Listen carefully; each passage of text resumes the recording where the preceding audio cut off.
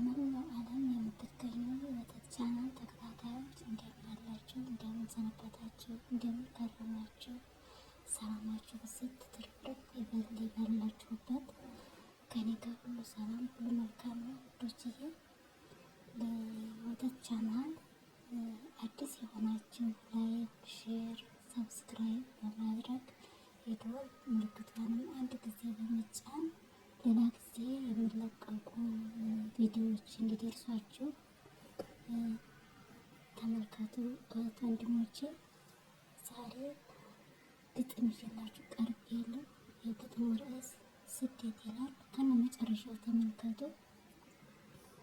በስደት ዓለም ላይ በሰው ቤት ያላችሁ ንጹሕ ልብ ያለው ሰው አስተዋይ ያርጋችሁ። ብርታት ጥንካሬን ፈጣሪ ይስጣችሁ። የሰራችሁት ፍሬ ይባረክላችሁ። ቀሪ ሕይወታችሁ ይባረክላችሁ። ቀሪ ሕይወታችሁ ይባረክላችሁ። ሰው ሰንቆ ሲጓዝ የወደፊት ተስፋ ምኑ ያልተገኘ ስንቱ ነው የጠፋ። ማነው ያላዘነ ማነው ያልተከፋ? ስደት መከረኛ ከዚህ ዓለም ይጥፋ። ስደት መከረኛ ከዚህ ዓለም ይጥፋ። እርቦን አንበላ አሞን አንተኛበት የማያስቀምጠን ሆኖብን የሰው ቤት። የሚያስቀምጠን ሆኖብን የሰው ቤት።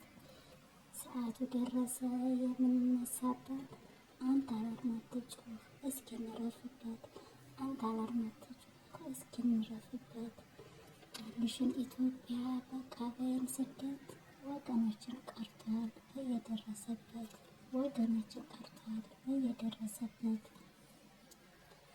ይህ ቪዲዮ ውድ ተመልካቾች፣ ይህ ቪዲዮ እንዳስተማራችሁና እንደወደዳችሁት ሙሉ ተስፋ አለኝ። ለሌሎች ይጠቅማል ካላችሁ ላይክ፣ ሼር፣ ሰብስክራይብ በማድረግ አግዙ። ውድ የሀገሬ ልጆች፣ እኛ በስደት ላይ ስንኖር ብዙ ነገሮች ያጋጥሙናል። እነኛም ከነዛ ካሉ ነገሮች ግን ራሳችንን ጠብቀን ራሳችንን በቃ እንትን ባለ ሁኔታ ራሳችን በራሳችን ተቋቁመን ችግሮችንም ማለፍ አለብንና መጨነቅ፣ መተከዝ፣ እንትን ማለት የለብንም። ውድ የሀገሬ ልጆች አትጨናነቁ። ብዙ በመጨነቅ ብዙ አይነት የጭንቀት በሽታዎች ሊመጡ ይችላሉ እና አትጨነቁ። ፈጣሪ ያለው ነው የሚሆነው። ፈጣሪ ያላለው ነገር ምንም የሚሆን ነገር የለም።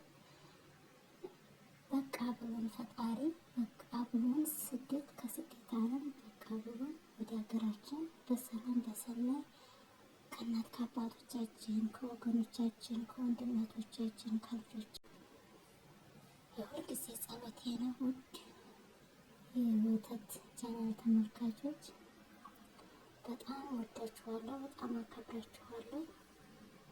በሌላ ቪዲዮ እስከምንገናኝ ቸርሽ ሰንብቱ። ሰላማችሁ ብዝት